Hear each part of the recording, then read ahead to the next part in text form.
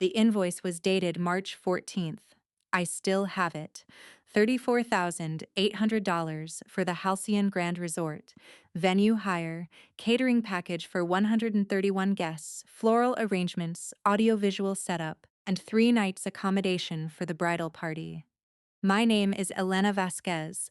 I was 31 years old on my wedding day, and every single cent of that invoice had been paid from my personal savings account in full 5 months before the wedding, with a paper trail so clean you could have used it as a textbook. Nobody in my husband's family knew that. Or rather, they knew someone had paid it.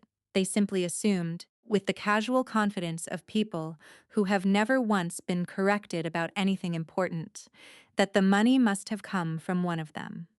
That assumption is what unraveled them. Let me take you to the beginning, because what happened at the Halcyon Grand Resort on the evening of June 7th was not the beginning of the story.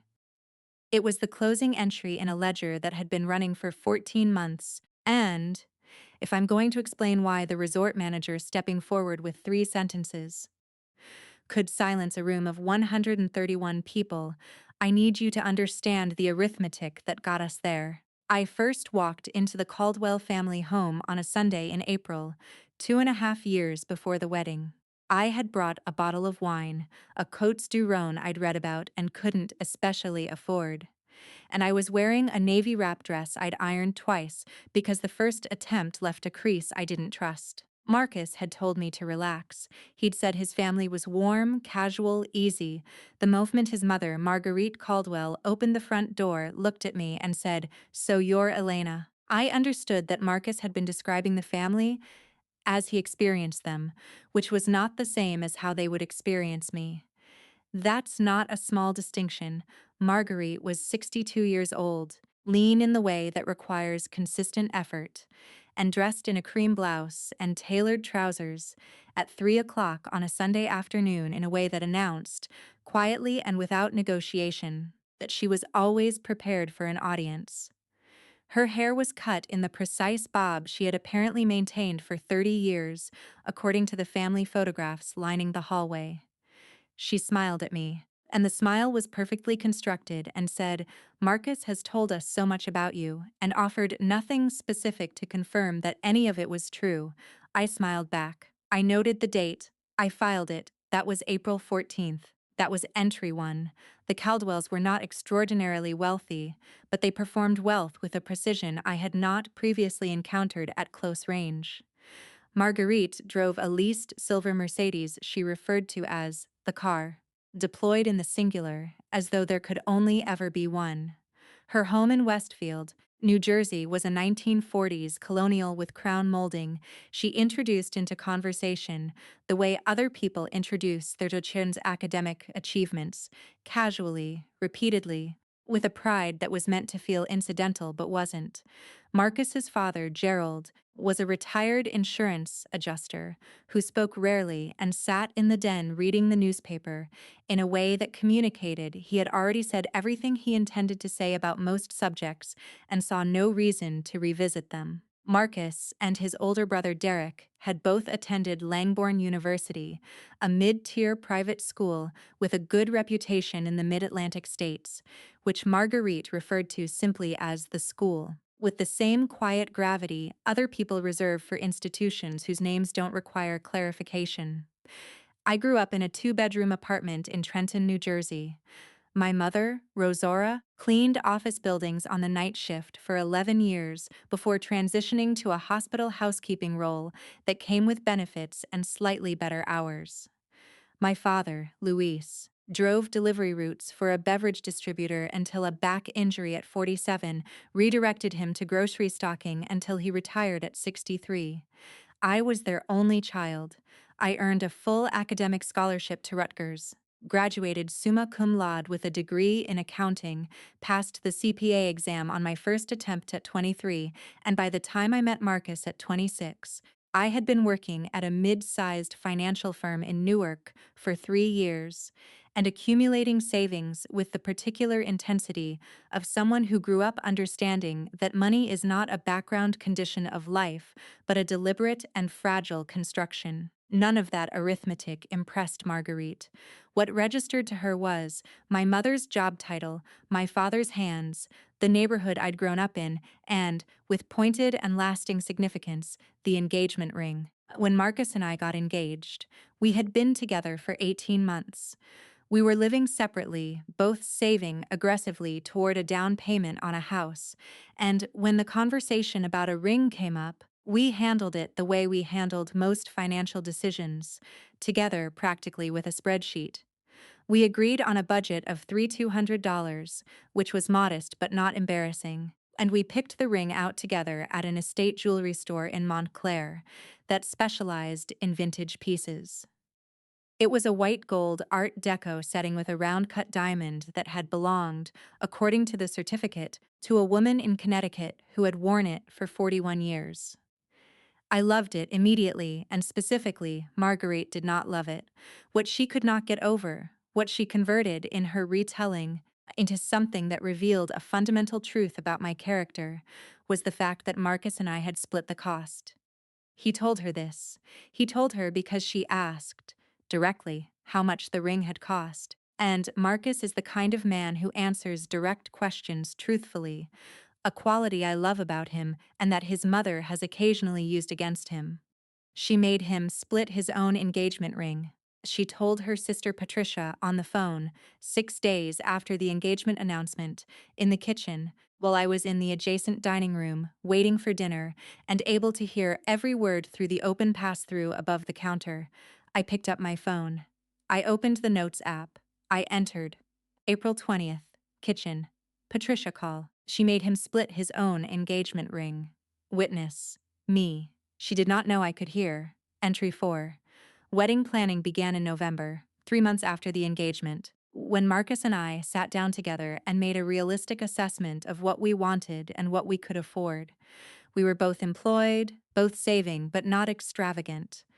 We wanted something that felt real, a genuine celebration, a good meal, a night people would remember without financial consequences that would take us 3 years to recover from. I put our realistic wedding budget at $28,000, which I had arrived at after reviewing our savings projections and our mortgage timeline. Then Marguerite arrived for what she had described as a planning dinner and brought a printed spreadsheet, an actual printed spreadsheet, in a green folder. With tabs, the guest list she had drafted ran to 147 people, approximately 90 of whom I had never met, and roughly 40 of whom I could not confirm had any genuine relationship with either Marcus or me. There were 3 former neighbors, a woman from her book club who had known Marcus as a child. Several people identified only by their last name and a connection I could not trace. The venue she proposed was the Halcyon Grand Resort, 40 miles outside the city in Hunterdon County, a converted estate property that had been operating as a luxury event venue for 17 years. She had attended 2 weddings there and had already called them and received a preliminary quote. She slid a page across the dinner table. The venue package alone came to $41,000 before flowers, photography, music, or honeymoon. I'm thinking we split it 3 ways, she said, for any of us had ordered our food. Marcus and Elena cover a third, we cover a third, and the rest we figure out as we go. Marcus looked at me. I looked at the quote. I did the math. Our third would have been $13,700 of venue alone before anything else, and the rest we figure out as we go is the most expensive sentence in the English language when spoken by someone who is not going to be signing the checks. I said I would think about it. What I actually did was this. The following morning at 7:42 a.m., before I went to work, I called the Halcyon Grand Resort and asked to speak with their events coordinator. Her name was Sandra Osisi. She was professional, thorough, and patient. She walked me through the booking process, the contract terms, the cancellation policy, the payment schedule, and the specific language around primary account holder authority, meaning who had the right to make changes to the booking. I asked. If a family member called and tried to make alterations to the menu, the seating configuration, or the schedule, what would happen? Sandra said, all changes must be authorized by the primary account holder. I asked what it would take to lock in the June 7th date we'd discussed. She said a 50% deposit and a signed contract. I said I'd call her back. I ran the numbers that evening. I had $52,000 in a high-yield savings account I had opened at 24 and had not touched for anything I didn't consider essential. The deposit was $17,400. The remaining balance, due 60 days before the event, would be an additional $17,400. Together, that was my entire vision for the wedding venue, slightly below budget on the venue line because I had negotiated the early payment discount with Sandra, and it left our photography, catering upgrades, and honeymoon fund intact. I signed the contract on November 9th. My name, my email address, my credit card for the deposit. Sandra sent a confirmation to my personal email account within the hour. I told Marcus we had locked in the Halcyon Grand. He was relieved and happy. He hugged me and said his mother would be thrilled. I said that was good. I did not tell him whose name was on the paperwork, and I want to be careful here about why. Because this matters, and I have been honest with myself about it. It was not cruelty. It was not strategy in the sense of planning something against him. It was a specific practical calculation that I made, based on 14 months of watching how information moved through his family. If Marcus knew my name was on the contract, he would tell Marguerite, because Marcus tells his mother things reflexively, the way breathing happens, without deciding to do it. And if Marguerite knew my name was on the contract, she would know she did not have control. And if Marguerite knew she did not have control, she would not stop attempting to acquire it. She would simply stop informing me of her attempts. I paid the deposit from my account. I would pay the balance the same way. The truth was contained in documents that existed independently of anyone's comfort with it. That was my leverage. Not power, not aggression, not planning for a fight, just accuracy. Just the documented fact of what had happened. In the 7 months between November and June, Marguerite conducted herself as the primary architect of our wedding. She told people this. She told her book club. She told her neighbor Janet. She told Patricia with specifics. I found the venue. I negotiated the terms. These two couldn't have managed it without me. And Patricia, who repeated things the way other people exhale, distributed this version broadly. She called the Halcyon Grand twice, once in February and once in April, to inquire about menu substitutions and floral changes. Sandra, both times, told her that all changes needed to be authorized by the primary account holder and asked if she'd like to be connected to that person. Marguerite did not ask who the primary account holder was. She assumed the answer and hung up. Sandra emailed me both times, subject line, guest inquiry re your booking, FYI. I read both emails. I noted the dates. I did not contact Marguerite about them. Meltry 23. Entry 31. There were other things. There are always other things when you've been watching carefully.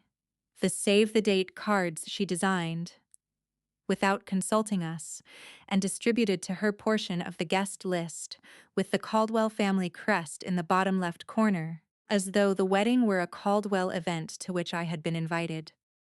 The time she referred to me as Marcus's friend Elena, to her neighbor Robert in March. 18 months after our engagement announcement, 3 months before our wedding, when Robert asked who we were celebrating, the birthday card in February, not a card to us. A card to Marcus, sent to our shared apartment addressed solely to Marcus, in which she wrote, I hope this year brings you everything you've always deserved, without a single word acknowledging my existence. Addressed to a home I paid half the rent on, entry 36, entry 41, entry 48. There was a phrase she used that I had been tracking since November. It appeared in her conversations at a frequency I now recognized as deliberate. The phrase was, what we've built. As in, Marcus comes from a family that knows what we've built. Or, we want for him someone who appreciates what we've built. What we've built, the crown molding, the leased Mercedes, the Langborn degree, the social network of Westfield people who had known Marcus since he was 11, was the inheritance she had prepared for him, the one I was not sufficiently connected to, the one I was, apparently, at risk of squandering. I heard what we've built 14 times in the 7 months between the contract signing and the wedding. I noted everyone. June 7th was a Saturday. Warm, with high clouds that diffused the late afternoon light into something even and golden, which was flattering to the garden terrace where the ceremony was held. At 4 o'clock, the Halcyon Grand looked exactly as it had in the photographs Sandra had sent in November. The ivy-covered stone facade, the manicured grounds, the interior reception hall, with its high ceilings, and the original parquet floor that the venue's literature described as dating to 1907. I had approved the final layout 3 weeks earlier. The florals were ivory ranunculus and eucalyptus with narrow crystal votives I'd selected from Sandra's sample table in March. My parents sat at table 3, positioned near the east window with a direct view of the head table and a clear sightline to the garden. The table assignment had been in the original seating chart Marguerite had emailed to Marcus in April. She'd placed them at table 14, nearest the kitchen, adjacent to 2 cousins I didn't know, and a former colleague of Gerald's I'd never met. I'd revised the seating chart through the resort's event portal 6 weeks before the wedding. The portal, of course, recognized only one account holder. The ceremony was everything we had wanted. Marcus cried when he saw me walking across the terrace, which he will deny if asked, and I held his hands at the altar and was deliberately present for every word of it, because I had promised myself I would not let anything that came before or after contaminate the actual ceremony. That was mine, that was ours. Whatever happened in the reception hall after dinner belonged to the record. The ceremony belonged to us. Dinner was served at 7. The catering team, 12 staff, coordinated through Sandra's operations, ran service cleanly. The first course was a roasted beet salad with goat cheese and candied walnuts, which I had spent 45 minutes on a phone call with the head chef selecting in January. The main course was either a braised short rib or a herb-crusted salmon.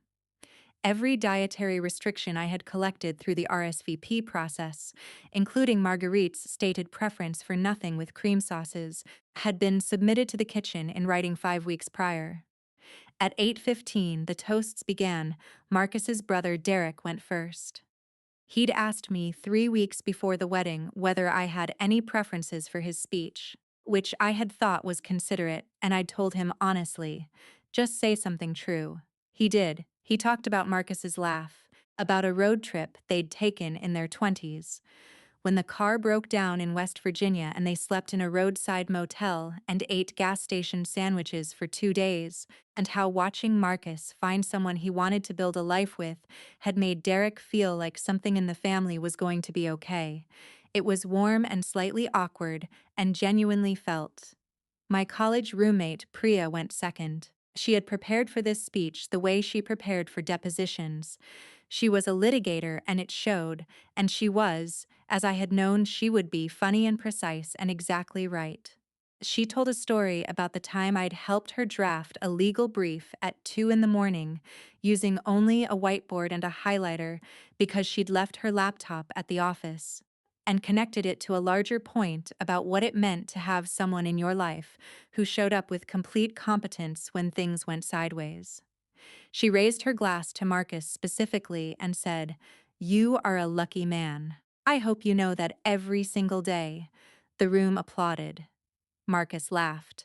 I exhaled, and then Marguerite stood up. She was wearing a champagne-colored silk dress she'd had made for the occasion, which she had mentioned 3 times in the preceding months. She had a flute of champagne in her right hand and a folded piece of paper in her left.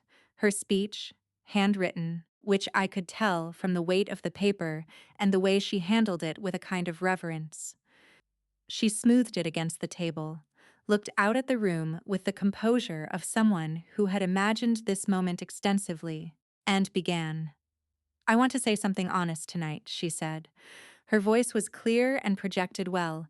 She'd been active in the local community theater for many years, a detail Marcus had mentioned early in our relationship as a warmth, and that I now understood as training, because I think honesty is what builds a strong family. And Marcus, you know your father and I have always believed that. She went on for 3 minutes about Marcus, his character, his integrity, his capacity for loyalty, his work ethic. Everything she said was specific and true, and delivered with genuine maternal warmth, and I let myself hear it as that, because it was that before it became the setup for something else. Now, she said, and the room's energy shifted slightly, a modulation only perceptible if you'd been watching for it. I'll be honest. I had some concerns when Marcus told us he was getting married. A careful laugh from the room, the social kind, the we're listening charitably kind. I want a certain kind of life for my son. I have worked and built and sacrificed for a certain kind of life for my son. And I wasn't entirely sure, when he first brought Elena home, that she understood what this family is about, what we value, what we've built. She paused. Let the phrase land, there it was. Entry 49. Elena is not from our world, she continued, and I am quoting this precisely because I have replayed it, and I want the words to be accurate. And I'll confess, I always hoped Marcus might find someone who was, someone who understood from the beginning what it means to come from something, what it means to be part of a family like ours. Another pause. But. And the but was long, the but was constructed to sound generous. What I can say is this: she is very lucky. Lucky to have married a man like Marcus, and lucky to have married into a family that shows up. That makes things possible for people who, well, who couldn't have managed them on their own. She raised her glass to Marcus, and to Elena, who I hope will come, in time, to truly understand everything that has been given to her tonight. My mother made a sound. I heard it in the silence before the uncertain applause began. Not a word, not a reaction, just a small involuntary intake of breath. The kind of sound you make when something cold is pressed against you without warning. I set down my fork. I placed my hands flat on the table. I looked at Marguerite, who was looking at the room, scanning it for its response, performing the satisfaction of someone who has just said something true. And then Sandra Osi stepped forward. She came from the staff station near the east entrance, moving with the unhurried efficiency of someone who has run this ballroom for 17 years and knows exactly how long it takes to cross it. She was in her event blazer, cream with the resort's small gold logo on the breast pocket, and she addressed the room not with a microphone, but with the clear, trained projection of someone accustomed to managing large interior spaces. "I'm so sorry to interrupt," she said. "Please forgive me. I know this is a celebration, and I'll keep this brief. I simply wanted to take a moment, since we're all together, to say something I believe should be said." She looked at me, directly, across the full length of the head table. "Elena, your work in planning this event has been extraordinary. In our 17 years of operation, we receive many clients, and very few manage the full planning process with your level of attention and care." A beat, perfectly measured. I want to acknowledge that every decision about this event, the venue selection, the menu, the florals, the layout, the staffing, every detail you're experiencing tonight, was directed and finalized by Elena, who has been our sole account holder and primary point of contact since the initial booking in November. Every payment made on time, in full from her account. She paused one final time. "The team here is grateful for how well you communicated with us throughout. We hope tonight is everything you imagined. Congratulations." She stepped back, returned to her station, folded her hands. The room was silent, not the uncertain silence of an unclear moment. The definitive silence of a calculation being revised at scale. I watched it move across the tables. I watched it happen in real time in the faces of 131 people who had just been handed, in professional language too clear to be misread, the factual record of the evening they were sitting in. That every flute of champagne, every ranunculus arrangement, every bite of braised short rib, every hour of the parquet-floored room they were occupying had been paid for, selected, and organized by the woman who had just been described, in that same room as someone who couldn't have managed things on her own. Marguerite was still standing. The champagne flute was still in her hand. The folded speech was on the table in front of her. She sat down, slowly, without looking at me, without looking at Marcus, without looking at her sister Patricia, who I had seen, 3 tables back, cover her mouth with her hand. The silence lasted 4 seconds. Then conversations resumed in the altered way. Conversations resume when the room's understanding of a situation has permanently changed. Marcus reached under the table and found my hand. He held it tightly and said nothing. I looked straight ahead. I want to be exact about what Sandra's intervention was, because I have thought about it many times since and I want to be honest about my role in it. I did not ask her to say anything. I did not arrange the timing. I did not, in any planning conversation, suggest that she make a statement during the toasts. What I had done was maintain a professional relationship with her over 7 months, returned her emails the same day, made decisions cleanly and without ambiguity, submitted every form accurately and on deadline, paid every invoice early, and treated her with the consistent respect of one professional to another. Sandra had stood at the side of that room and listened to a woman describe the person who had organized and paid for the entire event as a beneficiary of other people's resources. Sandra had then made a professional decision to correct the record because she had the facts, and the facts were hers to state. The truth did the work. I had simply made sure the truth was documented. The rest of the evening continued, because events continue even after their internal logic has collapsed. The wedding cake was cut at 9:30, a 3-tier vanilla and cardamom with a cream cheese frosting I'd spent 6 months finding a baker to execute properly. Dancing began at 10. Marcus's cousin James, who had been watching the whole room recalibrate since Sandra's statement, danced with my mother twice, and seemed to be trying to communicate something through the gesture. Priya sat with me for 20 minutes near the east windows and said nothing, just held her glass and let me have the silence. Marguerite left at 10:45. I watched her go. She did not say goodnight to me. The missed call came in at 11:17, while Marcus and I were still on the dance floor. I felt my phone vibrate in the small clutch I'd set at the head table and checked it an hour later. Marguerite. Then a text. We need to talk when things settle.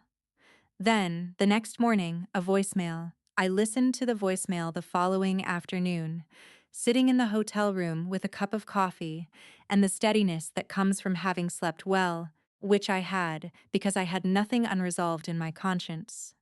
The voicemail was 7 minutes long. It covered her feelings of hurt, her sense that the evening had gone sideways in a way she hadn't intended, a reinterpretation of her speech as having been misunderstood by people who were looking for something to be upset about, a reference to everything we've done for this family, and an invitation to sit down together and get back on the same page before this becomes something bigger than it needs to be. Entry 57. 3 days later came a text from Derek's wife, Simone, who has historically functioned as the family's diplomatic channel, the person dispatched when a message needs to arrive in a form that doesn't require Marguerite to directly acknowledge a mistake. Simone's text was careful and kind-sounding. It acknowledged that things got a bit complicated at the reception and suggested a family dinner just to reconnect and move forward in a good direction. It did not name what had happened. It did not name what Marguerite had said. It used the phrase "move forward" twice in 4 sentences, which told me everything I needed to know about what kind of conversations was being proposed. I read it. I waited 9 days. Then I responded. I said, I don't think a group dinner is the right setting for the conversation that needs to happen. I'm happy to speak with Marguerite directly, the two of us, when she's ready to talk specifically about what she said and what it meant. I'll be available. Marguerite has not called me to have that conversation. It has been 7 months. What has happened in 7 months is a more accurate picture of who people are. Patricia apologized to me directly at Derek and Simone's son's birthday party in August, in the garden, while the children were occupied with a bubble machine and no one else was nearby. Her apology was specific. She named the speech, she named what she had said about the ring in the year before. She said she was sorry for the version of events she'd been participating in. It was not comfortable for her. I could see that. I said I appreciated it, and I meant it. Two of Marcus's cousins, Leah and Thomas, sent me direct messages on Instagram in the week after the wedding, independently of each other, both saying some version of, "I want you to know I didn't agree with what was said, and I'm sorry it happened at your wedding." I thanked both of them. I did not forward their messages to anyone.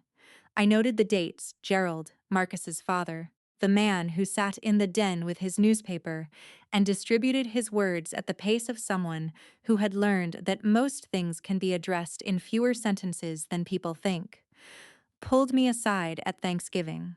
We were in the kitchen, he said, looking at the middle distance rather than at me, which I understood was not coldness, but the way he assembled important statements. "You ran a good event." In the vocabulary of Gerald Caldwell, that was a complete and total accounting. Marcus and I have had all the conversations that needed to happen.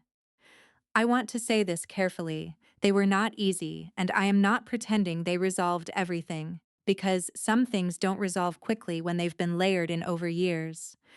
Marcus's reflex to protect his mother's feelings is not malice. It is the conditioning of being her primary source of reflected pride for 34 years, and you cannot simply decide your way out of that pattern in the 6 months after your wedding reception. But he is working on it. I can see him working on it, in the small daily ways. The time he told his mother, calmly, that we wouldn't be attending a Sunday dinner because we had plans, and didn't apologize or reschedule. The time her name came up in a context that previously would have led him to redirect the conversation on her behalf, and he didn't. He's learning a different grammar. That counts. The conversation about the contract and the payments, he and I had that one privately 2 weeks after the wedding when the immediate noise had settled. I showed him the contract. I showed him the bank records.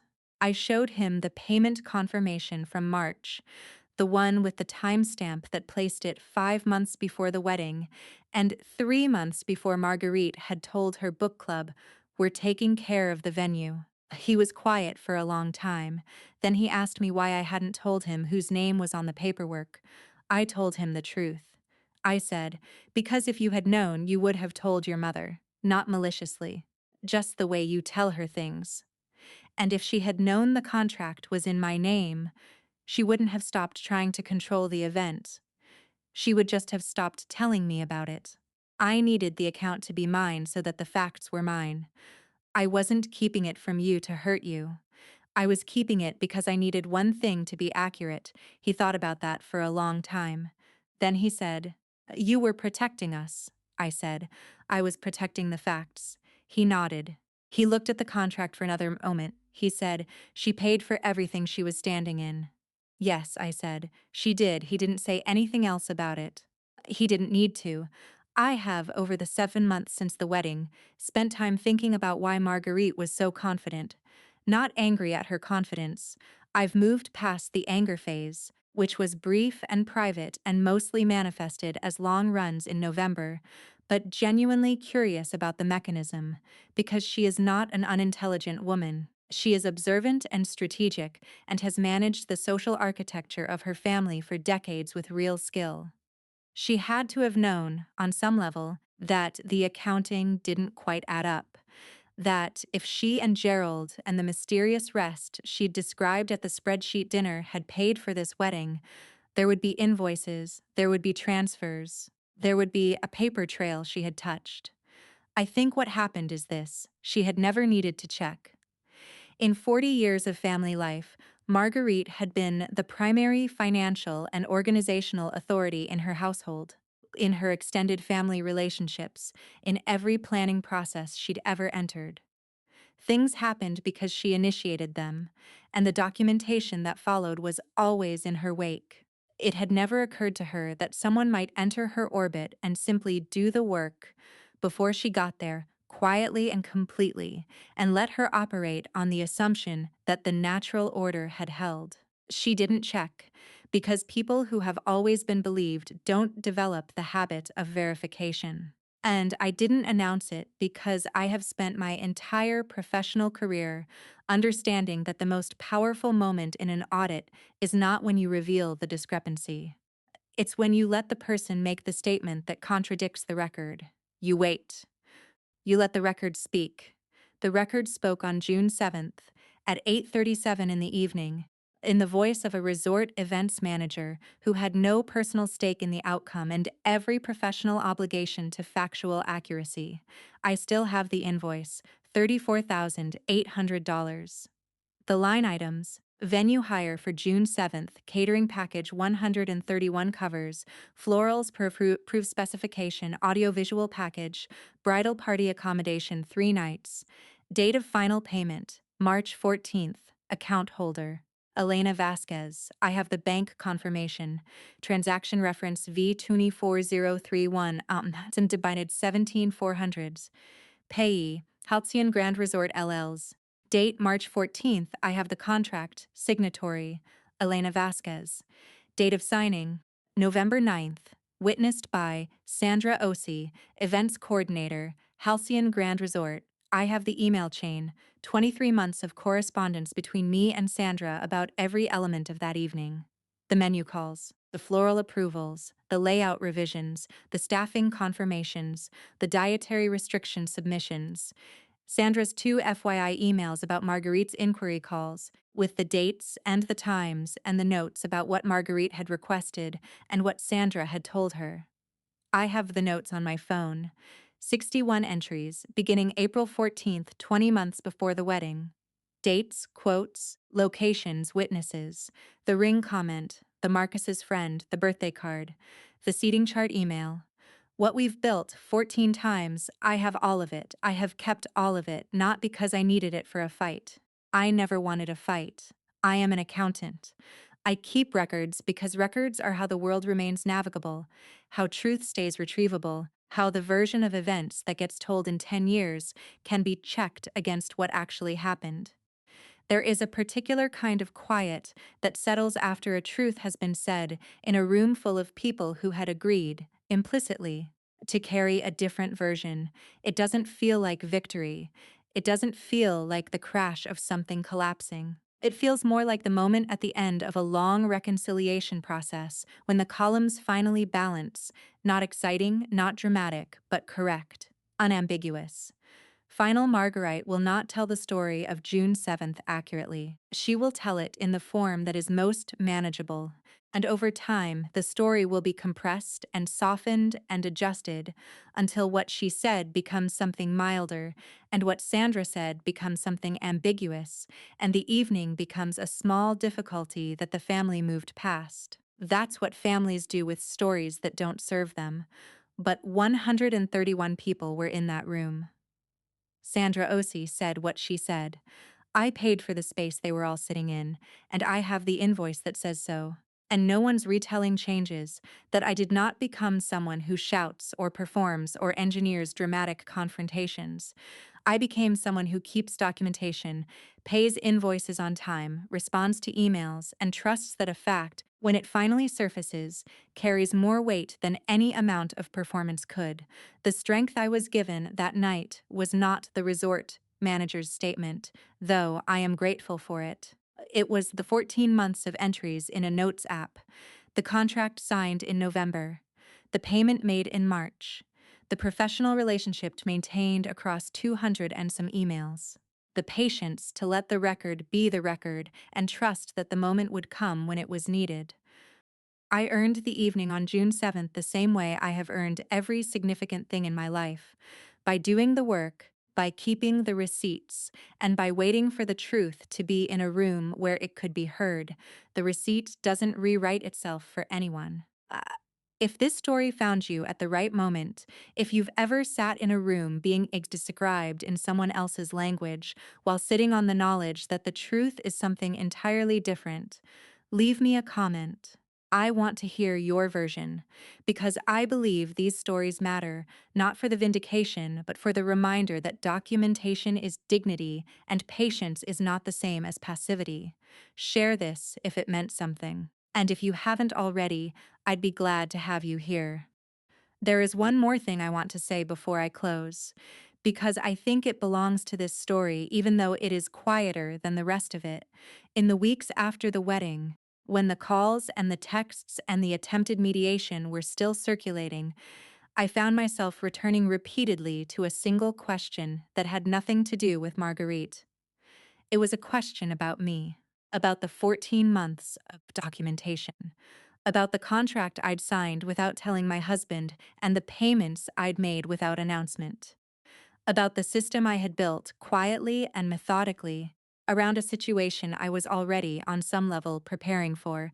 The question was this: when did I know? And the honest answer is that I knew the moment Marguerite opened her front door on April 14th and said, "So you're Elena," in exactly that tone, before I had spoken a single word to her. I knew it the way you know certain things about numbers, not through analysis, but through the instant recognition of a pattern you have seen before in a different context. I had grown up watching my parents navigate rooms where they were underestimated, rooms where someone's assumption about what they could and couldn't manage was already formed before they arrived. Rooms where being correct was not enough to change the assumption, where you had to be correct and documented and precise and patient all at once in a way that people who had never been underestimated never had to learn to be. My mother cleaned other people's offices for 11 years. She had a system for everything: which supplies needed restocking, which surfaces required extra attention on which nights, which details the building managers checked and which they didn't.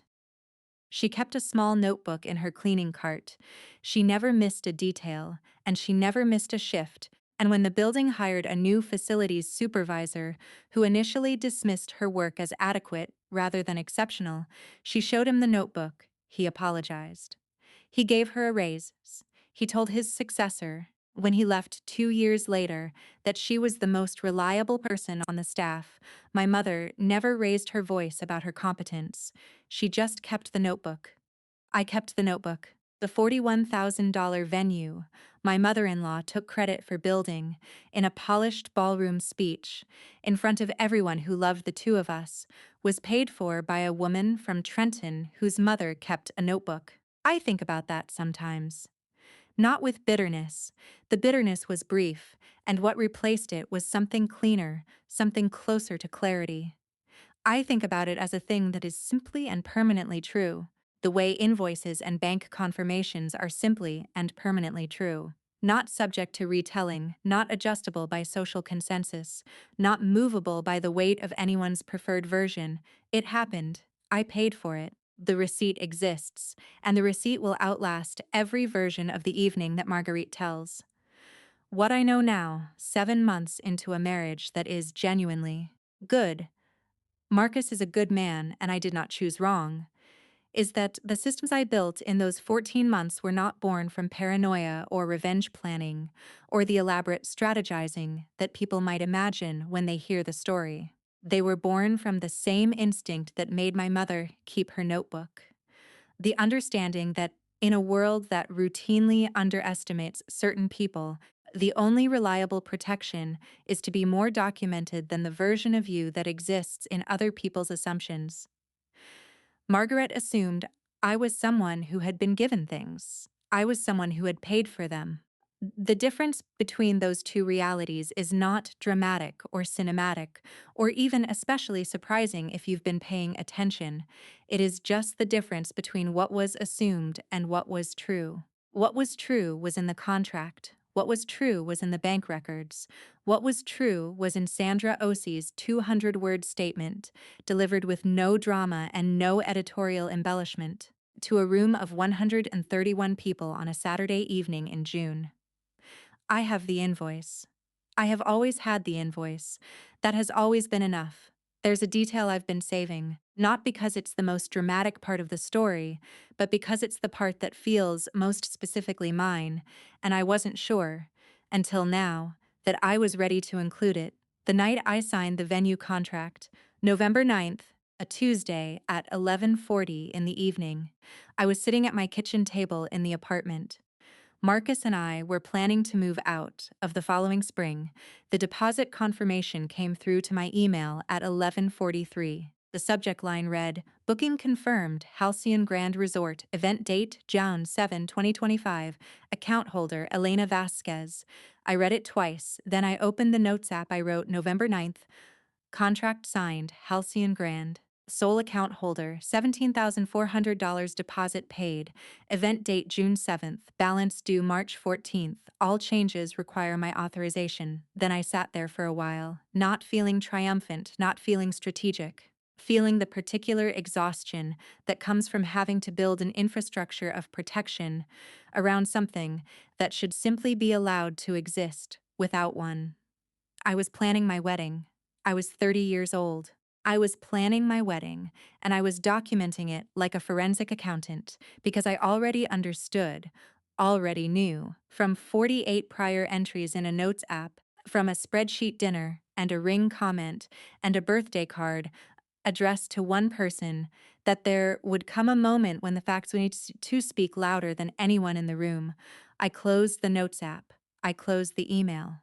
I went to bed. Marcus was already asleep. I watched him sleep for a moment, the way you watch someone you love when you're carrying something too complicated to say out loud. He looked peaceful. He looked like someone who had no idea that any of this was happening in the apartment around him, which was true and which I had made peace with, because there are things you carry alone, not because you want to, but because putting them down requires a conversation that isn't ready to happen yet. I carried it until June 7th, and then the room held it for me. There's one more thing. The symbolic object, if you're a storyteller and you're looking for one. It's a black moleskine notebook. Not the Notes app, which was where the formal entries lived. The notes I could have shown anyone, the ones with dates and quotes and witnesses.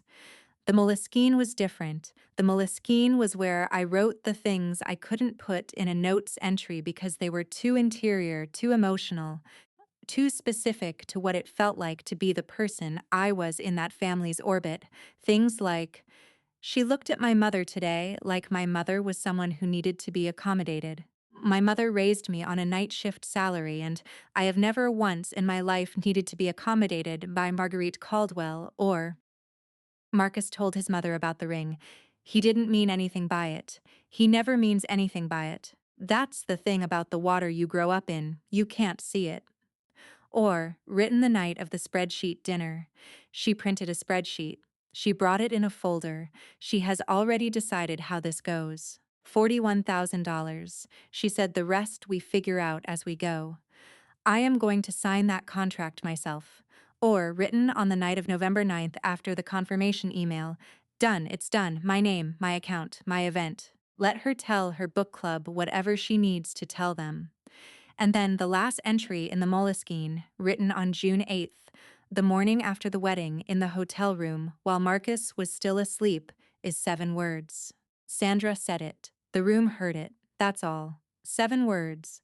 Because by then, the ledger had balanced, and there was nothing more I needed to put into words. The Moleskine is in my desk drawer. I haven't opened it since June 8th. I don't think I need to. The record is closed. The receipt is filed. The facts are what they are, and they belong to no one's retelling. What I want you to take from this story, if you take anything, is not a strategy. It's not a how-to. It is simply the stubborn truth that documentation is not paranoia. It is preparation. That precision is not coldness. It is self-respect. That keeping a record of what has happened to you is not the behavior of someone waiting for a fight. It is the behavior of someone who has decided that what actually happened matters and deserves to be retrievable. I grew up in a 2-bedroom apartment in Trenton with parents who kept records, because records were how people without inherited credibility stayed accurate in a world that preferred its own version of them. I brought that instinct into my marriage, into my career, into the 14 months leading up to the evening that was supposed to be, and ultimately was the celebration of a life I had built with my own hands.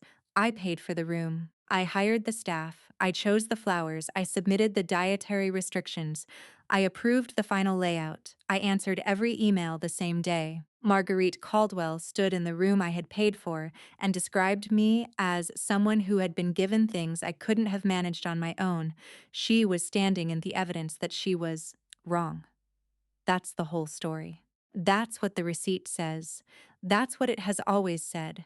From the moment Sandra Osi sent the booking confirmation to my email at 11:43 on a Tuesday night in November 2 years ago, with my name in the subject line. Elena Vasquez, account holder, event date June 7th, paid in full.